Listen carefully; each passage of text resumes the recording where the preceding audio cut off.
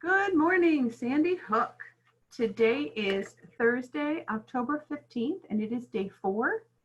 Today for lunch, we'll be having Taste of the South oven fried chicken, oven fries, mixed fruit, and a roll.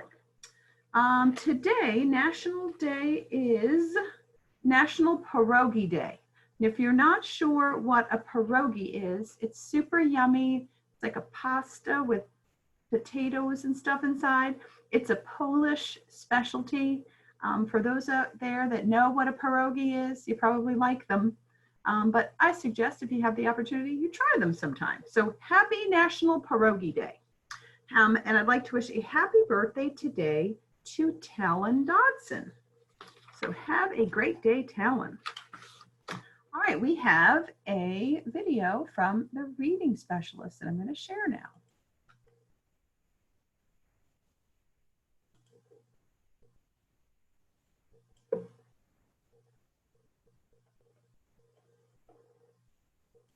Hi, Sandy Hook families. This is Mrs. Haymore again. Today I'm here to talk to parents and caregivers about some tips for reading at home, some questions to ask before, during, and after reading.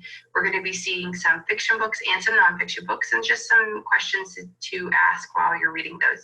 I'm going to close my little screen out right here, my video, so that way you can see the screen better and we'll get started. So we'll start with some fiction books. So before I start reading my book, with my reader, I'm going to check out my title.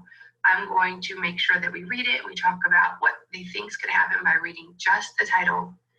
I'm also going to find the author and the illustrator and talk about this author and ask questions like, have you read a book by this author or illustrator before? Look at the picture covers. I notice in all 3 of these pictures, the pictures are completely different. So I know the storylines are going to be completely different. These are some nonfiction books. So again, I'm going to find my title, my author, my illustrator, talk about what facts you think we're going to use or we're going to learn by reading these titles. I'm going to see if it has a table of contents and look at the chapter titles. I'm going to ask, what do you think we're going to learn in each section? What do you notice about the front covers? What facts do I see on the front covers? I'm going to go to my during reading. So I'm going to read with my reader, whether I'm reading together or they're reading to me. When we finish this page, I'm going to talk to them. So this is Brian from The Invisible Boy, and I noticed that he's completely different on each page. And we're going to find out a little bit about Brian. So after I read this first page, something I might ask is, how do you think he feels, and why do you think this? Over here, when he looks a little different and has a little bit of a smile, a little bit of color, tell me some details from this page that you notice. What was this page telling you? Finally, down here, I notice he's with some friends. He's happy. He's got color. His clothes are colored. Tell me some ways you notice the main character has changed, and what do you think will happen next? So I'm going to continue reading that book, and now I'll show some nonfiction books. When I'm looking at my nonfiction books, I always make sure we read the page, but I point things out to my readers. Were there any text features that helped us to better understand the text? Over here on this page, I'm going to really look at those bold words, the vocabulary words. Can I use my context clues? Can I read around the word to figure them out? Or can I go to my glossary if there is one? Or should I find an online dictionary or a paperback dictionary to help me with those vocabulary words?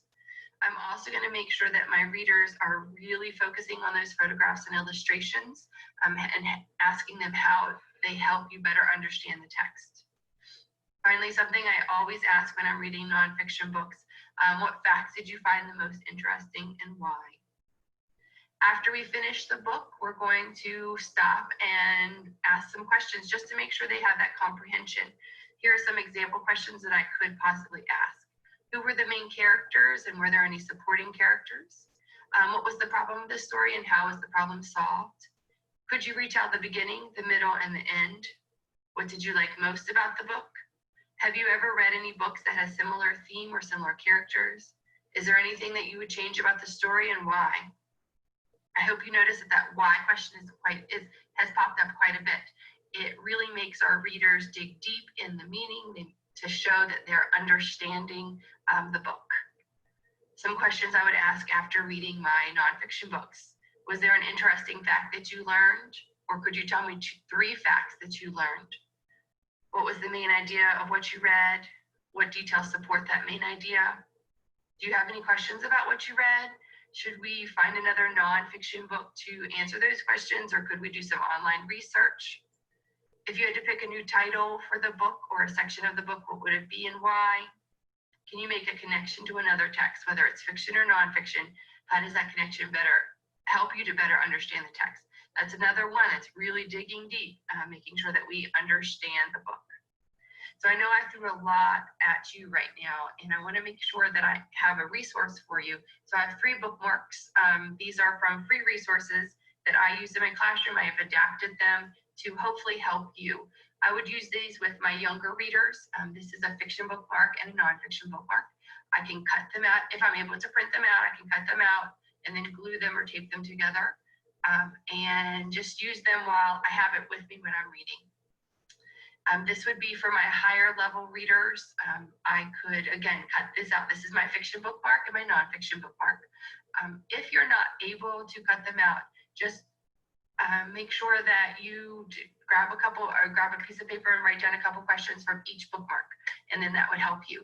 Mr. Wilburn has graciously agreed to put a link to all 3 of these bookmarks underneath today's morning announcement, so it's easier for you. I hope you guys found this helpful and useful at home. I hope you are doing well, and I miss all of you and can't wait to see you soon. Have a great day. All right, thank you so much, Ms. Haymore. And I will go ahead and put the link to those bookmarks on our Facebook page as well, so that you can access them there. All right, at this time, let's observe our moment of silence.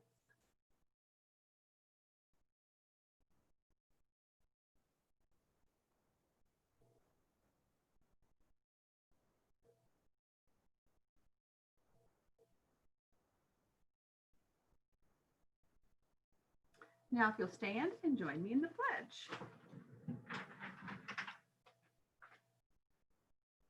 I pledge allegiance to the flag of the United States of America and to the republic for which it stands, one nation, under God, indivisible, with liberty and justice for all.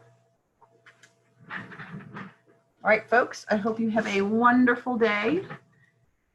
And a reminder that tomorrow is a virtual day for all students. So whether you're a face-to-face student, you will stay home and do virtual. And if you're a virtual student, you'll just keep doing what you're doing. Take care, have a great day, and let's close with our Rams motto. Be safe, be responsible, be respectful, be a Ram. Have a great day, Sandy Hook.